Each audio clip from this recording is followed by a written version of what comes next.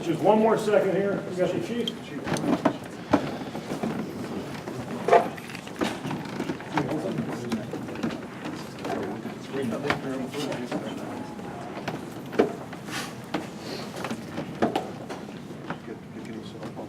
All right.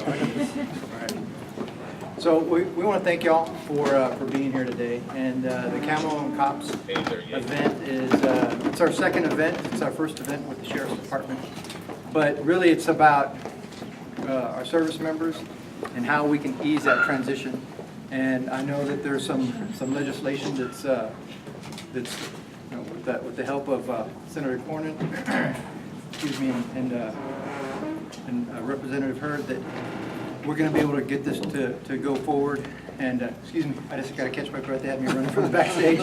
But really, it's about helping our service members transition from active duty military into local law enforcement. And you know, one of the things that we've been talking about all this morning is that servant heart that naturally exists within a lot of our service members. And so it's a great transition. It's something that is going to be that's going to be value added to our local police departments. But then also, in addition to that, it's something that is going to improve our relations within our community. So with that, I'll turn it over to the sheriff. Well, I am really excited about Senator, okay, forget that. Senator Cornyn and Congressman Hurd being here to announce this legislation. You know, this is Military City, USA. And what better way to connect service to our community than to take individuals who have served our nation and then transition to serving our community. Because starting out as public servants and being part of something bigger than themselves, this is a great transition. And I know that people who have served in the military are great public servants, and we want to capitalize not just to help them get a job, but because we know that their skills, the things that they've done in the military, the work ethic, and the focus on being of service to our community is what it's all about. And so for the Bexar County Sheriff's Office, over the next year, we will hire close to 250 people from our community. And already, we have hired 33% of those who come to work at the Sheriff's Office from the military. And we will continue doing that because we know they are great people and great servants to this community. I'm especially pleased to introduce Senator Cornyn as a friend, as a colleague, but one who cares deeply about our community, the state of Texas, and doing things for all of America where you are. Thank you, Senator Cornyn. Well, thank you, Sheriff and Chief Trevino, for letting Congressman Hurd and I join you for this wonderful program, the Camo the Cops recruiting effort. I'm really glad to see the Sheriff's Department and the San Antonio Police Department doing this together. And we're here to support those efforts. The legislation that Congressman Hurd and I are introducing is called the American Law Enforcement Heroes Act. The fact of the matter is that the federal government spends an awful lot of money each year to support state and local law enforcement. For example, recently we've worked together, Congressman Hurd and I worked together with others to pass something called the Police Act, which took some of the money that we use to support law enforcement to make sure that law enforcement got to participate in active shooter training, something unfortunately needed more and more these days, and particularly in those police and law enforcement departments that did not have access to that kind of training. Along the same lines, what this will do is provide a grant fund up to $25,000 per person to allow our service members to make the transition that you heard the chief and the sheriff talk about, from uniformed military to a civilian law enforcement role. And I can't think of anything more obvious in terms of the skills and the experience that you acquire in the military than to, when you retire, than to be able to make that transition. And I would note that one of the most challenging things I think military members experience when they leave the military is they become part of a cohesive unit, and then they move into the private sector, and they don't necessarily feel the same sort of sense of camaraderie and common purpose and teamwork in the private sector. But that's not true in law enforcement. Law enforcement is an extended family, and it is part of a team that is serving a cause greater than self. And so there's so much in common here, and it makes so much sense. But Congressman Hurd and I are delighted to be working together to support this effort by local law enforcement and to make sure that we ease this transition as much as we can. Congressman Hurd. Everybody in San Antonio knows that these two are some of the best law enforcement officers in the country. And Senator Cornyn and I want to make sure that we have more quality folks in their ranks. And that's what this bill is intended to do, and to make that transition for many of our service men and women into law enforcement.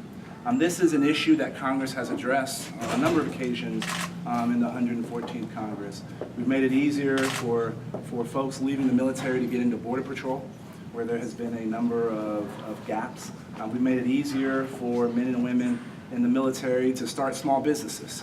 And this is one more tool to make sure that our service members are getting the transition help that they need and that we should be giving to them. And so I'm glad to partner once again with Senator Cornyn on important legislation that helps our veteran community and important legislation that helps the Alamo City. We're happy to answer or dodge a few questions as the case may be. And if we can try to keep them on the topic, that would be ideal. And if there are any questions off topic, if you will let us reserve those toward the end, I would appreciate it. I know we all would.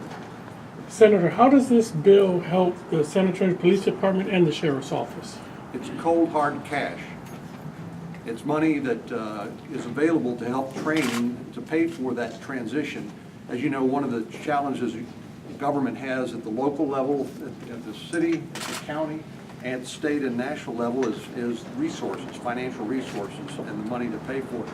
But as I mentioned, this takes money that Congress already appropriates each year for support for local and state law enforcement and allocates some of it specifically for this purpose. And it's rather a modest contribution, but I think anybody would tell you that access to an additional $25,000 to help that training is going to make it easier for our military to transition from the military to law enforcement.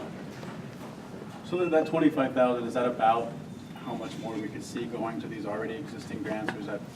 Well, this is additional. This will be additional funds. I was delighted to hear the chief and the sheriff confirm that already the modern GI Bill of Rights provides educational funds and a stipend for separating military, and we actually made that transferable to family members as well, which I think was an important thing for us to do for service members that weren't going to use it themselves to be able to transfer that to family members. So this would be on top of the resources that are already available. Have you seen any across the aisle support? Oh, absolutely. And the Senate, I think Richard Blumenthal and Amy Klobuchar, Richard Blumenthal from Connecticut, Amy Klobuchar from Minnesota, it just goes to show that even though you don't hear very much about it, there's a lot of things that actually are happening on a bipartisan basis that are getting done. It doesn't make news. Can't compete with some of what we see here today in the news, but it's still important work that needs to be done on a bipartisan basis. Sheriff, you had said that you're planning on hiring 250 people. About 33% of those so far are military hires. Was that Over the correct? last 4 years, Okay. 33% of those that we have hired as cadets have military experience. And so we will continue focusing on recruiting veterans, those who've served in the military, to be part of the Bexar County Sheriff's Office. And how does this extra money help reach out to more veterans to apply for these jobs? We know we go to, on average, 10 to 12 job fairs a year. I mean, even if it's producing materials, producing public information, so that it's available to more individuals. The relationships that we have with military bases and their transition offices. And Chief, do you Any know? other questions over here real quick, just before we go back? Any other questions? Okay, maybe one last question then, please, sir. And Chief, how many veterans has SAPD hired in officer positions? Over the last 5 years, 30% of all of our cadets that we've taken in are military veterans or have a history of military service. And so that's in the neighborhood of about 231 people that actually served in the military that are actually wearing the SAPD uniform. And about how long is the timeline till we see this get to the Sorry, to the president's desk? we'll have them around afterwards if you have follow-up questions, but I know there were one or two political questions, and for the sake of the chief and the sheriff, we might let you all slide out just so you can avoid those. We got time for 2 questions, guys, then they both I'll have be got to glad to run. I slide out, too. apologize. If you want to make them true, false, we'd appreciate it. Yeah. Senator, Multiple choice would be good too. The House Minority Leader, Ms. Pelosi, was in town this week. We asked her if she believes that the Democrats can regain control of both the House and the Senate. She believes that there's a very good chance this election that's going to happen. Give me your thoughts. What do you think about the Republicans retaining control of the House and Senate this election? Well, Mrs. Pelosi is a very good cheerleader for her team, but I don't think the facts are that you're going to see a shift in majority control either of the House or of the Senate this election. Notwithstanding what's happening at the top of the ticket, I don't think anybody confuses the Republican nominee with a traditional Republican, nor according to some of the polling and the analysis I've seen, there seems to be many of our Senate candidates running for re-election or running for election, for example, in Nevada with Joe Hick, are running well ahead of the Republican nominees. And so I'm optimistic that we'll retain majority control of the Senate and also the House. Senator, has this been one of the nastiest elections that you can remember? Absolutely. Why? Why do you think that's going on? Well, that's hard to say, but in the time I've run for office from here in San Antonio as a district judge a few years ago to Attorney General to the Texas Supreme Court, now the Senate, I've never seen an election quite like this. Time for one more. One of my friends, let me conclude on this, we'll take one more question. One of my friends who I respect in terms of their political wisdom and experience, I said, well, can you predict what's going to happen? And he told me, he said, anybody who tells you they know will lie to you about other things as well. Senator, speaking of cheerleading, amongst party, Donald Trump is losing a lot of steam. A lot of people are not cheering for him like they had been before. Again, tell us where you are with his nomination and becoming president. Where are you? Well, my position has not changed. I support the nominee of my party, who was not my first choice, and obviously was not my second choice, but he is the nominee of the party, and it's more of a matter of respect for the voters who cast their ballot for him that I feel an obligation to support the nominee. For me, so much of this election is about the Supreme Court, and that's not just for the next 4 years or 8 years, that's for the next 25 or 30 years in terms of the direction of the country. And the cabinet appointees that head the regulatory bodies that have been issuing a stranglehold of regulations which have killed our economic growth and job creation. So the sun's still going to come up on November the 9th, and we'll still be living in a country where billions of people would love to trade places with us. We'll work our way through this, but it's important to have responsible people like the congressman in the House and responsible people in the Senate working with whoever is the presidential, whoever wins the presidency to keep the country moving forward. Thank you all very much. So we're going that way.